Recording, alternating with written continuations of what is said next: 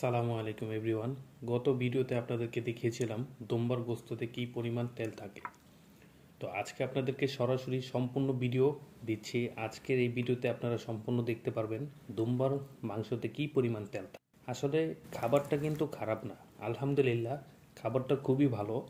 আর এই খাবারটা সবাই পছন্দ করে, অনেকেই পছন্দ করে।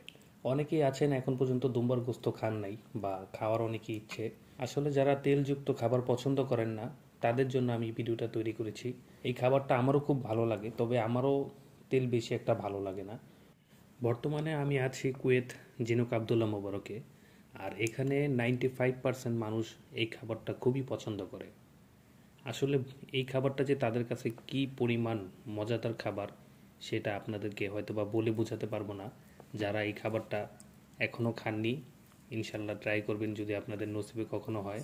খুবই মজাদার একটা খাবার। তবে এটা তেল নিয়ে আর কি বলবো, এটা আলহামদুলিল্লাহ পর্যাপ্ত পরিমাণ খাবারে তেল হয়।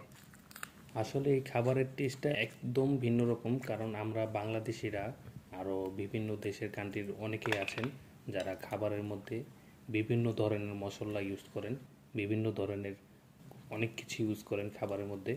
তবে এখানে আরব কান্ট্রিতে যারা আছে এরা খাবারের মধ্যে মশলা খুবই কম খায়।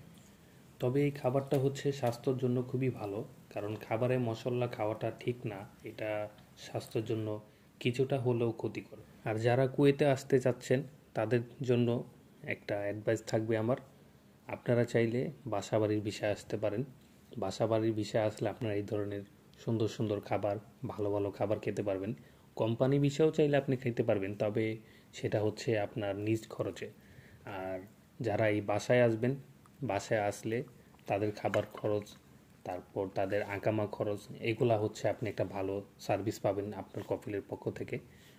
তবে সম্পূর্ণ বলা যায় না, যদি আপনার কফিল ভালো হয় তাহলে আপনার সুখের শেষ নেই, আর যদি আপনার কফিল খারাপ হয় তাহলে দুঃখের শেষ নেই। আসলে বিদেশটা হচ্ছে কি সবার জন্য নয়। আপনার যদি টাকা থাকে, আপনার যদি অ্যাবিলিটি থাকে, আপনি দেশে কিছু করার জন্য চেষ্টা করেন। আসলে বিদেশটা খুবই পরিশ্রমের একটা জায়গা। এখানে আপনি সুখের চাইতে দুঃখের ভাগ বেশি থাকবে। আর এখানে চাইলে আপনি অনেক কিছু করতে পারবেন না। যেমন দেশে আপনি যেভাবে ইচ্ছা সেভাবে চলাফেরা করতে পারেন, যেভাবে ইচ্ছা যেখানে ইচ্ছা আপনি ঘুরতে যেতে পারেন।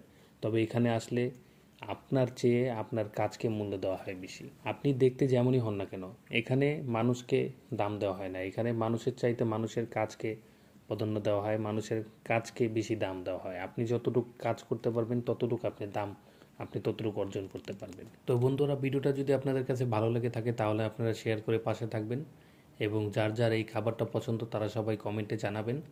যদি সম্ভব হয় তাহলে আপনাদেরকে কুরিয়ার মাধ্যমে খাবারটি পাঠিয়ে দেওয়া হবে।